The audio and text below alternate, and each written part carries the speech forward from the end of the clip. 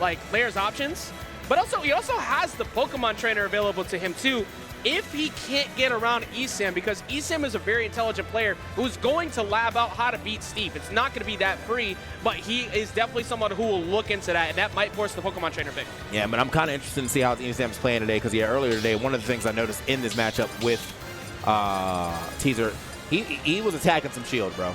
He was definitely he was putting himself on shield quite a bit, and because of that, he was eating a lot of up Bs.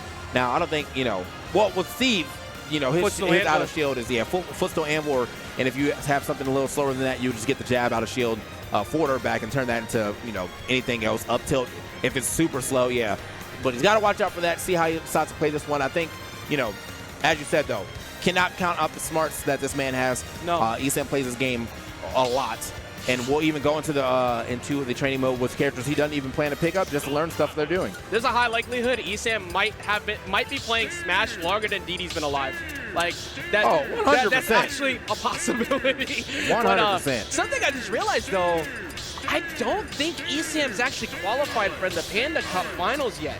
So he's sitting there climbing through on the loser side to try and just get to that point. And if he doesn't get that today, he has to fight the LCQ at the championships. So he's got a long way to go through, but first off, he's got to get through DDee, rocking the Salt 2 tag, of course, an homage to Salt 1. Definitely another one of the All-Stars to Georgia, and we're starting it off on Smashville. Yeah, man, and so I'm kind of surprised. I'm not completely sure who ESAM always plays at the beginning of his sets anymore, though, because his me brawler has definitely made an appearance a lot and is kind of here to stay, so it's almost like he's 50-50 on his mains between the two. Like the idea, try to put that wall up, but just a little too high up, ends up getting hit by the cart. I'm also like a big fan of resource tracking in this game now. Just that's kind of like threat level when it comes to Steve. Like how many iron resources does he have before I can actually like really go in on him?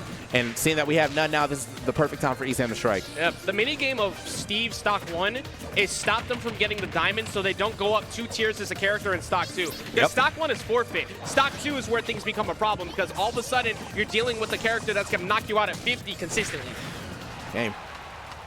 I know he's looking. Oh, DDee actually, that's the other thing. I mean, you got a little bit of mix here as the Steve player, because people know that you have the options, so they're expecting you to always just kind of throw them out just like that. Immediate comes through, barrels him over with that card. I actually like what DDee did. I expected him just to go straight for the weapon, but instead he just minded his face, didn't do a defensive option, caught him for it, and also he still hasn't burned his gold, so he can still get to diamond pretty soon. He has gold on deck if he chooses to. Right. There we go. A couple back, a little bit of back. Well, I was going to say a couple back airs. Only actually got one. That's usually kind of uncharacteristic of ESAM. I've seen him get some very long back air carries, but only getting one this time around. Speaking of getting carried, good delay on that too to make sure that he got the lineup for that forward air. Actually almost exactly the same percent right now. Big punish on the whip grab. Actually only led to an tilt, but he's getting his jumps not only on the jumps but with on the minecarts too, consistently with that forward air so far. Never since ESAM started playing on the box. Ever since he started playing on the box, he's actually been really good at doing the double up recovery, like straight up. Box exclusive, dog. I honestly completely forgot that he's playing on the box too. So that is also a rare occurrence of an SD from DDee. He does not mess that up very often underneath. Doesn't matter though, revenge KO immediately after. Okay, nice. The crowd is getting behind him, and we've seen, look, he doesn't play with headphones on, by the way. At MomoCon, he showed that he is definitely a player for the people, and he gets into it. He gets, I don't even know if he needs it, though, because the comeback factor of Steve has been so phenomenal, but something that ESAM's done amazing. He's completely made sure there's not been a single diamond to show up in this game. Not at all. I mean, like, just really running him down. I mean, I think that's probably why he decided to pick the Pikachu. Oh, okay. Just going to drag him off to the side right there. Doesn't have enough damage to potentially go for either like the read where he tries to do the turnaround up smash or just anything stronger than that. So just gets the damage off the down smash. Yeah, he's putting damage where it's necessary. Like he's keeping it simple. You don't need to go crazy against Steve sometimes. I think that is a big problem that people run. Oh, yo, wait, hold up. That put him straight to 75. I thought he was going to read an air dodge with a forward smash and just end it. ESAM though, yeah, he still has to watch out. No resources here to be really scary for Steve, but I mean, it's still Steve. You get F smash the wrong area, and that might be it. The forward air is going to do it though, catching DDee jumping off the ledge. Yep. Good stuff to ESAM right there, taking that game. Before it got a little too scary. because he only had wood at the end. He couldn't get to iron. He couldn't get to nothing. stone. He literally couldn't get anything. There was one time we saw gold. Didn't even matter. I would not be surprised to see DDee try to move away from Smashville. I feel like he was too close to ult. I'll bring over Minecraft World.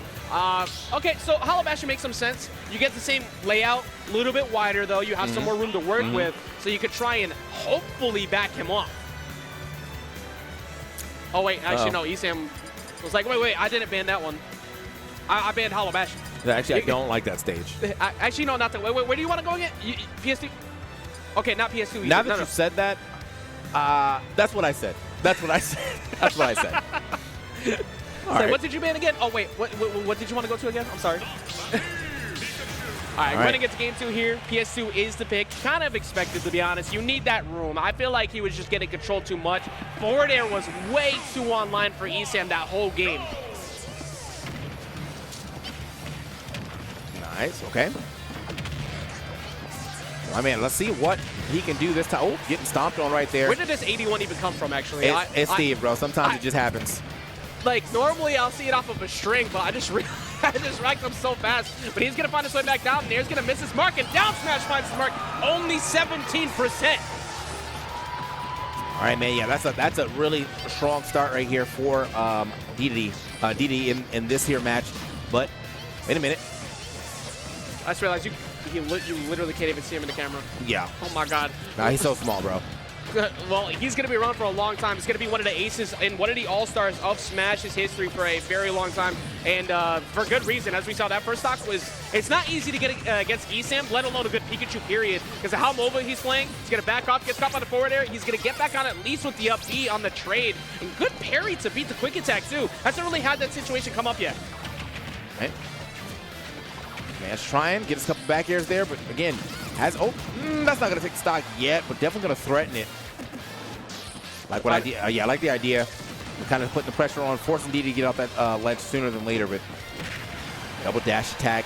I noticed ESAM starting to mix up the way he's been landing too. Not even just T-Jils, but he's making sure he always lands with a very active aerial like Nair, so he can call out spot dodges and beat the parries, because he was getting parried a little bit more, and he only takes 44%. That's actually really good considering how dominant that first stock was. Yeah, I mean, he definitely lost that in almost record time. Managed to bring this one back. Gotta watch yourself.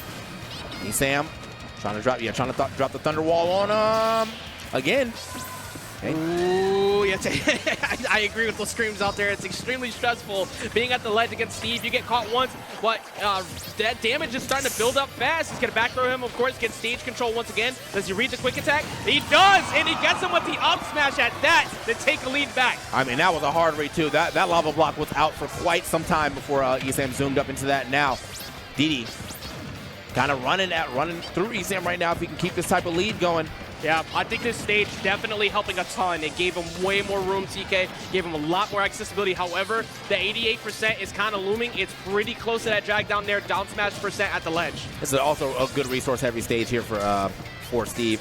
You see how much stone he has, how much iron he's able to mine. Look at the diamond and the gold on deck. It took 2 games up to this point for Diamond to finally show up. That's how difficult it's been for him to get to it. But even regardless, also shows how good DDee's been as he gets the drop down fair into a follow-up. Doesn't matter. Doesn't even need to use it. Down tilt might be enough too. Not yet. Okay, ESAM living to see it. Oh, up throw. Yep. The trap. Actual mousetrap setup right there. Like, that was so good. That was what overall did you see from like how well DDee played in that game compared to 1? Was it the stage, or was it just the way he was reacting to his defensive options? I think stage definitely helps a lot. Seeing that like it's much easier for you to get iron and well, stone too, which makes your blocks even stronger. But at the same time, though, I just think that like he was actually able to play his game a little more here, had more resources, got more crazy little combos going for himself, and then good reads. Just good reads coming out from that second stock. Got the up smash read. Also great coverage at the ledge with Steve's normal tools, but already knew that like ESAM was going to try to go through him again. Got the parry on the last stock into the up throw. Yeah. He knew what was coming this time. That was really good too, considering stock 1 he got a parry, and then he got punished for that same behavior after, and he was still willing to go for it at the end. He knew that he was still going to catch that because his timing was on point. Town and City, definitely a bit of a trade-up. I still think that this is an incredibly good stage for both characters. You have that early KO power for Steve, but how often ESAM's getting forward airs, I think that's going to help him a ton here. I think this is all, notice how much more DDee is mining as well, too. So ESAM is trying to make these big off-stage plays, and if he misses, instead of like trying to set up a ledge trap, DDee just mines all the way across the stage. He's like, I'm getting as much, as much resources as possible. I'm getting closer to Diamond quicker. He hasn't even had to use Diamond so far in this set. So finally has another one. I'm sure he's probably going to keep it on this stock. Or we haven't even seen him at full power. Like, that's crazy. We literally haven't even seen him at full power, and now we finally will. Now what happens? This is the first time Diamond gear has been used. Uh-oh. Oh, it might not even show up. All right, never mind. He gets back on with the minecart. Yeah, see if DDee can actually, rack up some of that good Diamond damage, man. You know that thing be hitting super hard. I just realized something, too. You were talking earlier about how DDee was dealt. Well, goodbye. Never mind. It's pretty close, but DDee is getting 2 resources for every single T-Jolt. He is winning out on that trade-off of that spacing game every time. And then on top of that, I mean, like, T-Jolt is going to ride that ground eventually. Put that block in front of it, cause it to be a little slower. And D, look at him. Yeah, he's like, I'll play the minigame. I will play the minigame, yeah. It's a platform fighter. I'm going to board the platforms right now. Keep hovering over that. Forzo sets him up. I don't like this setup. I don't like that setup. I don't like it. Ah! Forzo catching him. Bro, actual nightmare scenario for ESAM that DDee just created there. Exterminated right there for sure, bro. He's like, I found the rat in the walls. Let's get him out of here. Gotta go. Mission accomplished. Yeah. All right. We're heading home, boys. But right now, ESAM is possibly going to head home. This is so close. He keeps dominating. He just got a 3-stock on ESAM, and he's up 2-1. This is the second time ESAM's been 3-stock that I've seen. Teaser got a 3-stock on him on the last game in Game 5 to put him into losers. Now DDee also coming back with the 3-stock. Are we getting a swap of characters, or he's thinking about it? He thought about it last game. He hovered around it for a second. He took a second to decide. The trade-off of me Brawler is that your recovery becomes poorer. The positive is that you're getting access to things like Thrupper. You're going to find other knockouts. But because Lilat is available. DDee's so animated. Lilat? That's me too, bro. That's me too. Yeah, look at it. He's like, huh? Bro, really? Bro, that's ESAM with Pikachu. Of course, if you leave Lilat open, he's going to go there eventually. Well, let's see if it makes a difference as we have game number 4 on the board. Oh, excuse me, it was FD. Okay. Okay, all right. I did see the Lilat pick for a second, I saw it, too. He's like, no. Dang. Oh, he pulled the same thing he did with the Hollow Bastion. Oh, wait, you want a lot? No. Actually, I banned that. I forgot that was on. I'm sorry. Yeah. Here we go. So, hopefully ESAM can find himself a better start here, but it is not looking like that just yet. DDee has really resorted to mining much more in the later halves of these games. Like that first game, I don't feel like he had a chance to mine as much, or he was playing a little more aggressive. This time around, every time ESAM overextends, he's like, I could set up, or I could mine. Yep. The entire thing has shifted to Smashville will no longer be available to you. After how close he was the whole game, there will never be a close stage left in this set. And DDee, of course, has counter pick advantage. So if this FD pick does work against him, which at the moment it's not, he does get to choose where they go. Okay. Oh, couldn't even. Got his tail. ESAM like, huh? Yeah. Yeah, you got Mewtwo'd. Anyway, tail out, so are you. Accuracy is necessary. Trying to go, I like that. Going for the jab into the reset grab to try and buffer, get him the buffer on shield, especially if you try to SEI down. And he's building up the damage big, but can ESAM get something off this edge guard? Because he forced him off, makes him go low. He needs to capitalize on this big time, and he tried right there with the Nair. Oh. This could cost him. This could cost him big time. One mistake, TK. Uh-oh. Oh, no. Halo Forge.